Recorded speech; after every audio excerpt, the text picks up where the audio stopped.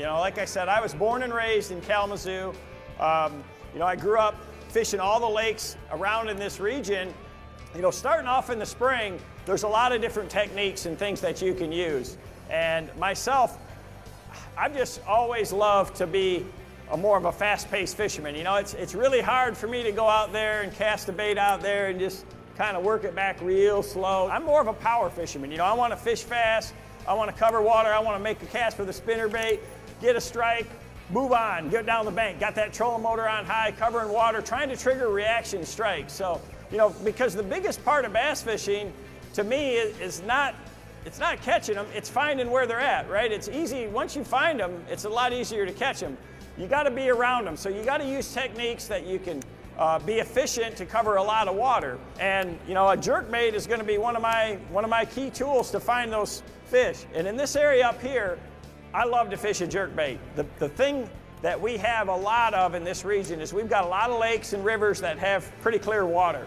And for a jerkbait to be real successful, you got to have some clear water, because what you imitate with this presentation is basically a wounded bait fish. So the fish has to see it. You know, yeah, I mean, this jerkbait's got some rattles to it, it makes noise, but it's the action, it's the way that you work that bait, it's that darting side-to-side action, and the more erratic you can make it, the better you're going to catch fish. But they got to be able to see it. So if I go to a lake and I see that I can see down in the water a couple of feet or more, and a lot of our places, especially on the Great Lakes, you might be able to go down and see 15 or 20 feet deep. That's where a jerkbait is at its very best. A bass will come farther to hit this lure than any other lure that I've got in my tackle box.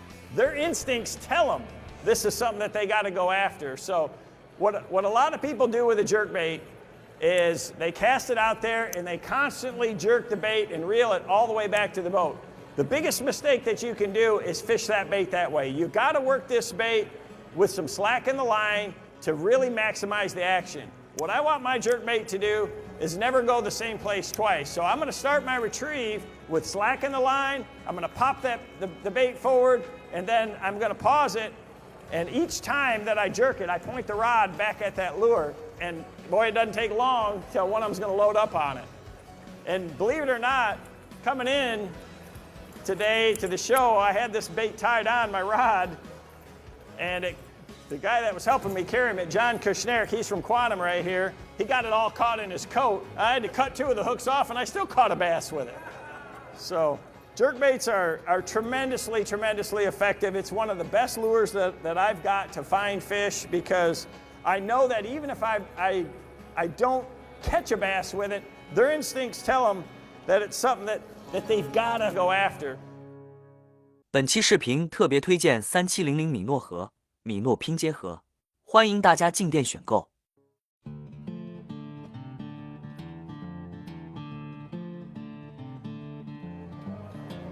When I'm fishing a jerkbait, I like to use a fast reel. You know, I'll use my KVD tour reel or a new EXO in a high-speed version, because I'm never pulling it with the reel, and all I got to do is just turn the handle just a little bit to pick up that slack line. I'm always working it with slack, and all the reel does is pick up a little bit of that slack.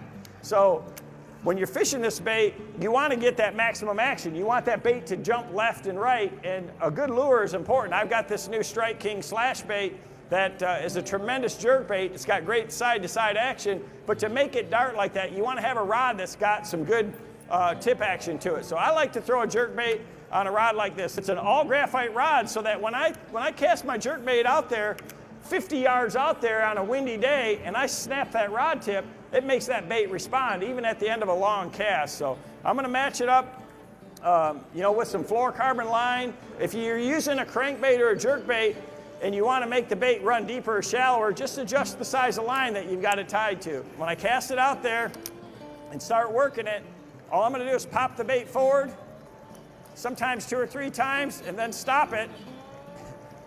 And it doesn't take long till they're going to come after it. I mean, a jerkbait is a deadly, deadly technique that works all season long. You know, a lot of people think these are just springtime lures, but especially up here in the north, when you've got this tied on, they can't help themselves but to chase it down. And it's a lure that I use all season long, and especially smallmouth bass. They're so aggressive.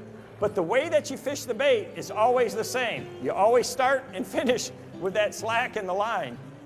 And when it pauses and it just hangs there, this is suspending bait in that cold water like that, the fish just think it's a dying shad, and they're going to come up there and bite it.